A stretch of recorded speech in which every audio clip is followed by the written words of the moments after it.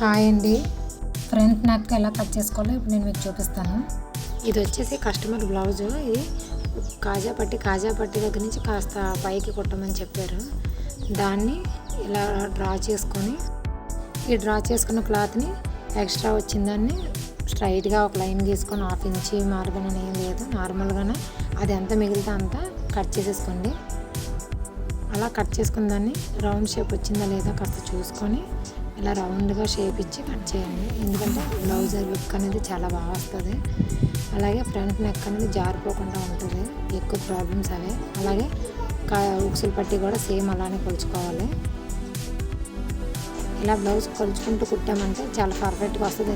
ఎందుకంటే ఆల్రెడీ అలా ఆది బ్లౌజ్ అలానే ఉంటుంది, కానీ నేను ఇంకొక ఇంచి ఎక్స్ట్రా మీదకి పెట్టి కుట్టాను. అలాగే చాలా పర్ఫెక్ట్గా ఉంటుంది. ఆ కరెక్ట్గా 2 బెల్ట్లు కూడా కరెక్ట్ సేమ్ టు సేమ్ అలానే వస్తున్నాయి. చూడండి ఒకసారి కొలిచి కూడా చూపిస్తున్నాను మీకు.